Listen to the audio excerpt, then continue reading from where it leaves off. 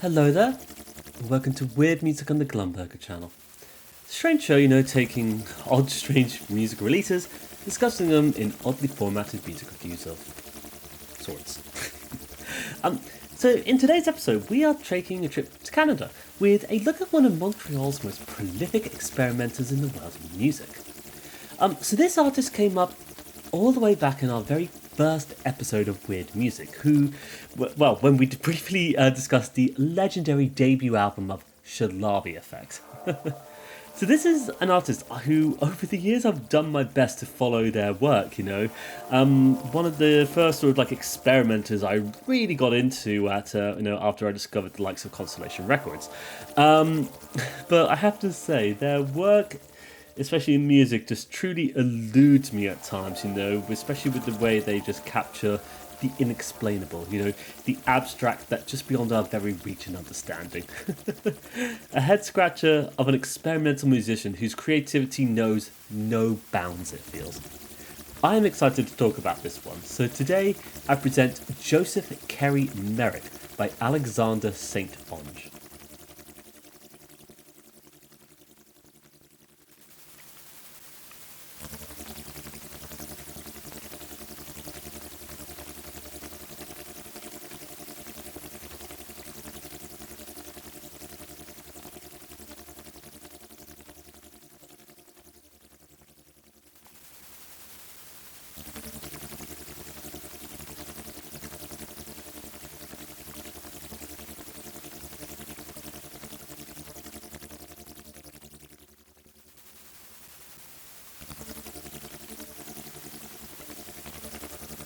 So, of course, who is Alexandre St-Onge? Well, St-Onge is a musician, improviser, audio artist, sonic performer whose work delves deep into pure experimentalism, of using audio, sound, and music to present the ungraspable. So as well as releasing, a vast number of bizarre releases under his own name and under a few aliases, I might add, St-Onge has collaborated and featured, with countless bands over the years, including the likes of Essence, Pink Saliva, Klaxon Guel, Undo, a favourite of mine, Landa Kush, and then of course, the legendary Shalabi Effect, the band with the one and only Sam Shalabi.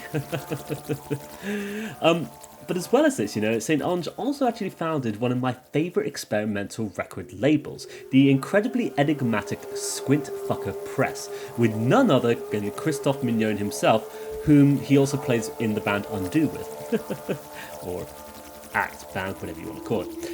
Anyway, today we are discussing a short solo release from St-Onge, the 3-track album Joseph Carey Merrick, which is just shy of about 20 minutes in length, acting as a very experimental exploration into the very character of Joseph Carey Merrick, known more famously as the Elephant Man.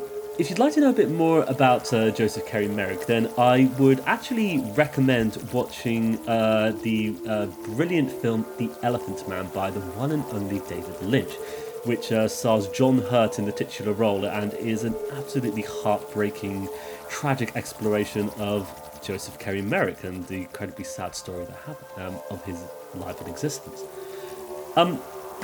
Anyway, for this album, St-Onge delves into the otherworldly itself now, utilising his experimental techniques to present to us a presentation of Joseph Carey Merrick, sort of, what's the word, bringing out his very essence and soul in the form of this sound exploration. It's very odd, but it's something that has stuck with me over the many years, so let's dive into it.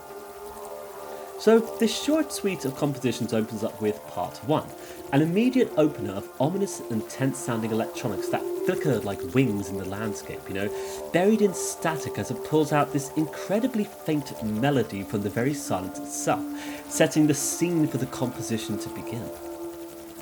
It's oddly ambient in some respects. Lots of lowercase instances of drones and loops, but there is an incredibly spectral quality to the music as it all occurs, like the faint glimmers of apparitions that briefly form in amongst the landscape, especially when those vocals come.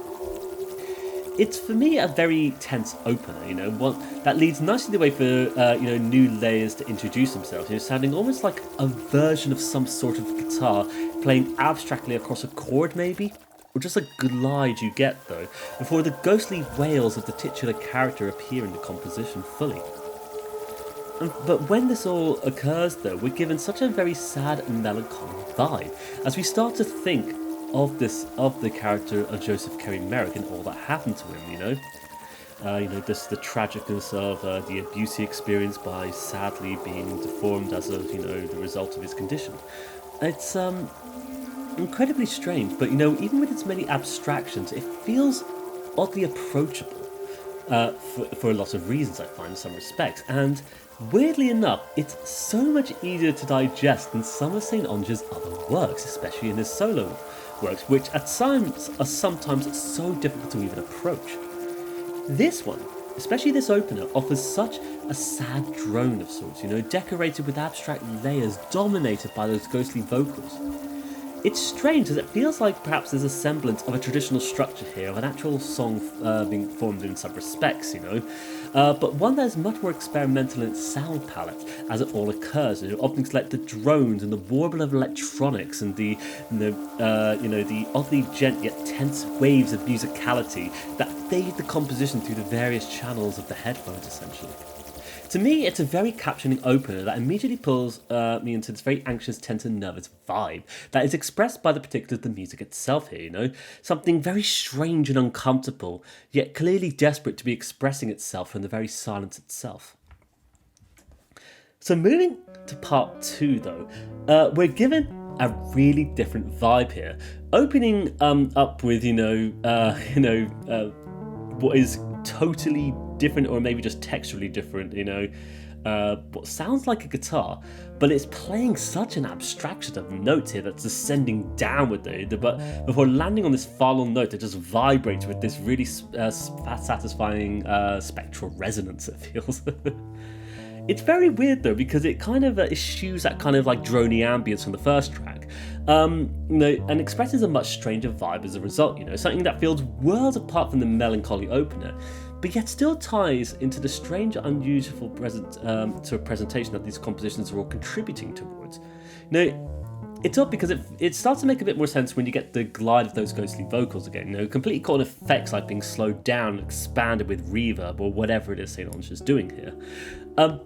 And once again, there's kind of an odd song structure in some respects, you got opening instruments and then you got vocals and then the kind of like, song structure within that. But it's weird because it all feels so much slower, like it finds it, as it all occurs, it's so much more difficult to drag itself out of the strange melody and it just kind of meanders around, those pulling the weight of itself along. It's a very odd track, and it's one that becomes this weird little drift when you kind of get comfortable with those weird guitar melodies of sorts. I mean, at least I think it is. I'm genuinely unsure what it's actually doing, but it probably is. It could even be a bass. I'm not sure. I don't know. It's interesting because, Onge to me has always been the kind of person to just play tricks with the kind of music he gets involved with, And part of me has just always found that really fascinating about the works he does, It's very strange and weird, but it's oddly fun as well. And this one, especially this composition, it does feel a little bit more fun in some respects, though, sounding like a much more relaxed kind of expression of the spectre that is Joseph Carey Merrick, the very ghost that Onge is trying to capture in the form of these musical compositions, like, trying to express an understanding of this individual who did this so long ago, and, the many different facets of him, like. It's interesting because I quite like how the whole release, expresses this, understanding of this individual, this sort of acting as a strange little tribute, And for me, it's interesting that it expresses, different aspects of the character, though, this one's kind of got a sort of whimsical quality of just, the person who he is on the inside kind of thing almost, not the way people saw him, if that makes sense. And it kind of just expresses to me this kind of like, very interesting thing. But what I like is how, this whole thing is a tribute to this fellow. And it's a tribute that tries to express and present the character, or maybe just the vibes that the very story of this individual expresses to us as an individual, or in this case expressed itself to Alexandre St-Onge. Very strange to me, a bit of a melon twist for me to get my head around, but I think it's neat. And it's something that has grown and developed into the short suite of music in the commemoration of Joseph Carey Merrick on this release. And I think as a result of all of these different facets, it makes something really cool and fascinating. A final track though, part 3, and the longest of all the 3 tracks though. And so this one immediately opens up with a distorted washout descent of a chord perhaps, before introducing strange sound occurrences that quickly reveal themselves to be the vocal portions of the track.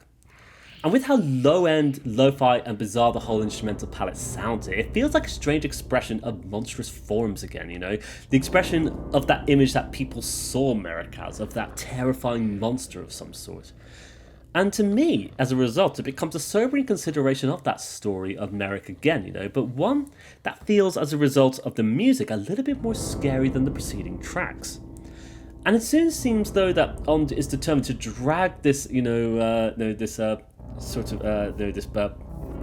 portion of the composition into, abstract realms of experimentalism again, letting the song slowly morph into these odd explosive effects of sound occurrences.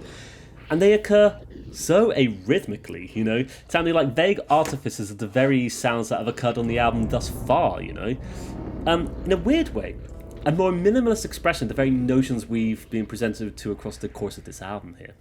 But as it still develops, it all still morphs and changes, turning the landscape into one that's dominated by much more ambient layers again, kind of calling back to the first track a bit.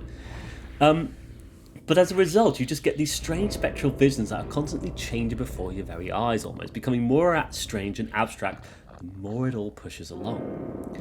And it becomes this fascinating journey that seems to find new avenues around each and every corner though, finding time to, build a portion that turns the vocals into these barely occurring metallic instances against a bed of ambience.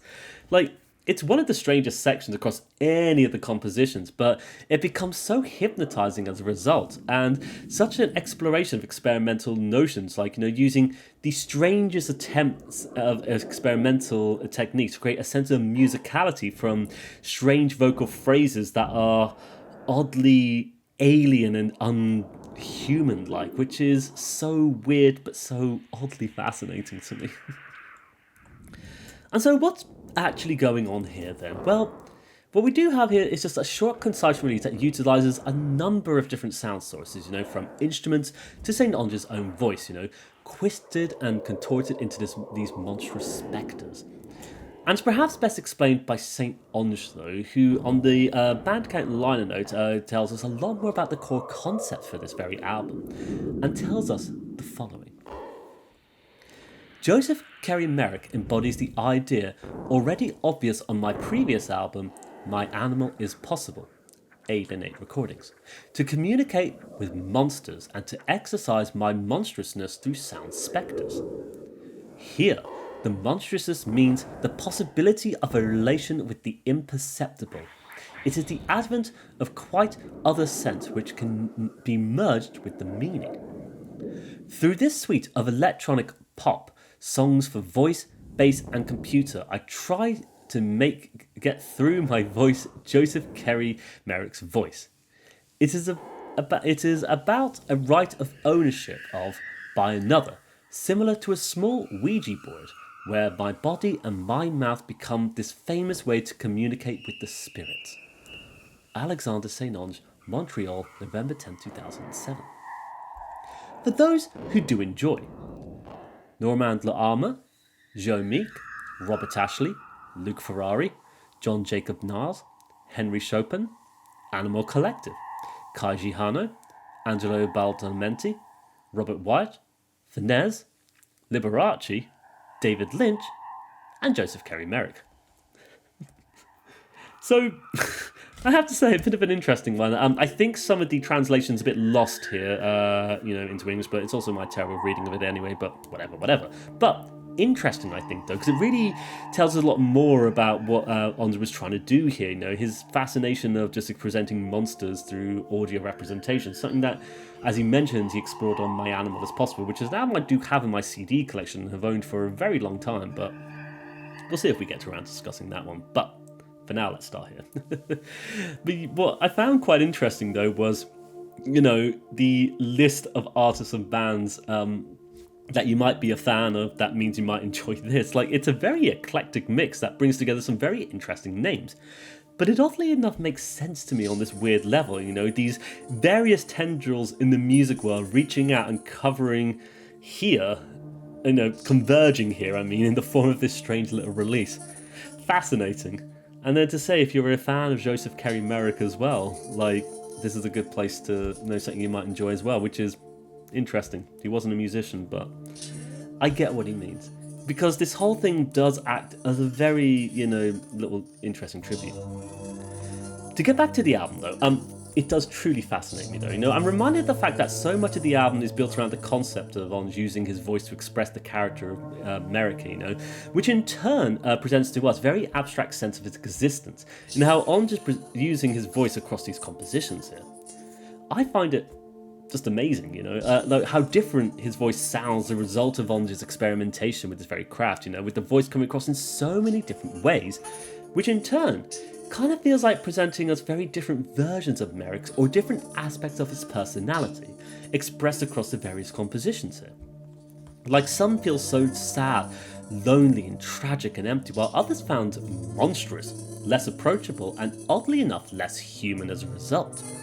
That maybe Onge's understanding of Merrick is that he was always made to feel less human as a result of his condition, a man who was ostracized for, a condition that he suffered from in a time so long ago when there was little understanding of these things, and people just saw what it was and just saw monsters, essentially.